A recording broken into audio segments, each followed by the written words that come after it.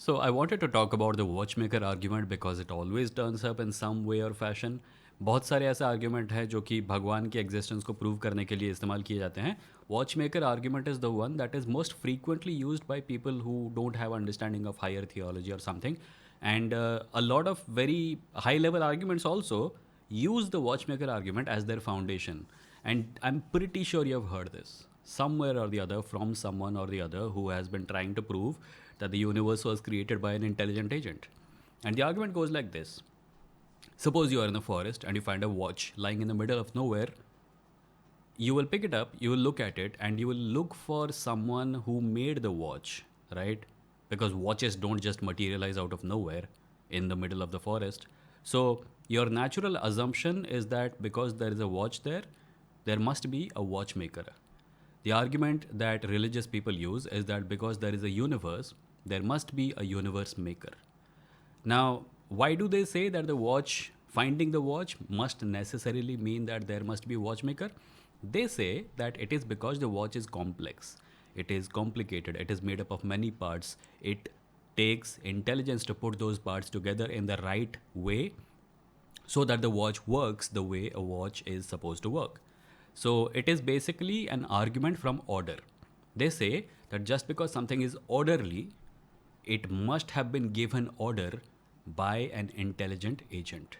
Now, this argument takes many forms, including the fine tuning argument, like, the universe is seems so specifically designed to support life. Therefore, there must have been an intelligent creator. But there is a fundamental flaw in this argument, and you don't even have to go into the high level science of fine tuning, etc., in order to disprove it. What you have to do, sorry, when you pick up the watch, you come to the conclusion that there must be a watchmaker. This is true. A watch cannot come into being without a watchmaker. But the reason you think that there must be a watchmaker is not order. You didn't look at the order of the watch and then come to the conclusion that there must be a watchmaker. Because if that were the case, then you could pick up a rock and find order there. The molecules are organized in a very specific way to keep the rock solid, right? You could pick up a rabbit. The rabbit is a working system, a very specifically seemingly designed system. So there must be a rabbit maker.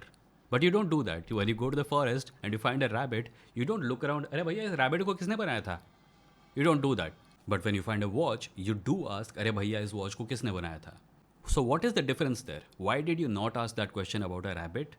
And why did you ask that question about a watch? The answer is very simple and it has got nothing to do with order. The reason you think there must have been a watchmaker is because you have a prior frame of reference about watches. You know where watches come from.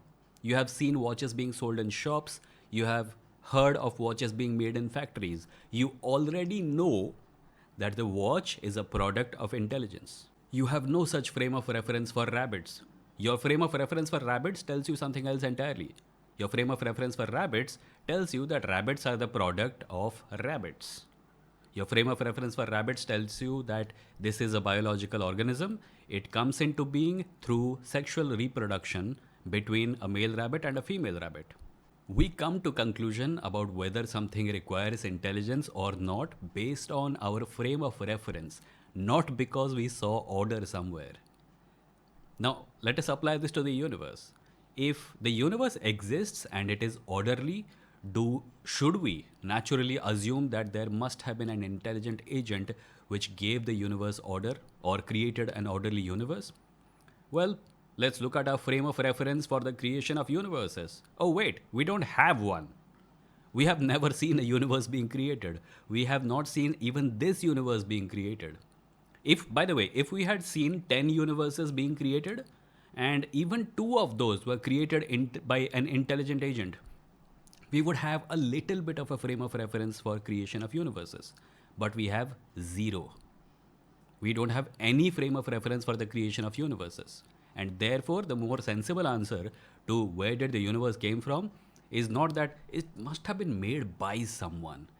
The most sensible answer is, I don't know. If we someday reach a point where we are able to make determinations about, okay, so now we have data for 10 universes And we know for a fact that 5 of them were created by intelligent agents. We still don't know what created our universe, but it is possible that ours was also created by an intelligent agent. If we had that data for many universes and we came to the conclusion that our universe was also perhaps created by an intelligent agent, then that would not be an unscientific conclusion. It would be slightly speculative, but at least we will have a foundation for that belief. Right now, we have Ghanta. We have nothing. We have a universe which suits us. And we cannot come to any conclusions about where it came from based on simply looking at it because we have no frame of reference. It's that simple. By the way, think about this also. If you look at a system and it seems orderly, and the natural conclusion you come to is that because there is order, there must have been an intelligence behind it, then imagine gobar, and then imagine a worm living inside that gobar. The worm looks at the gobar and says, wow, this gobar is perfect for me. It seems to have been designed for me because I can exist here, I can eat here, I can survive, I can reproduce, I can bring up my family, my children can go to college inside this gobar. Clearly, this gobar was made for me. Is the worm right? Think about it. The worm cannot come to the conclusion that the gobar was made for it simply by merit of the fact that the gobar suits him. We know for a fact, because we have a frame of reference for gobar, that gobar is a waste product produced by an animal.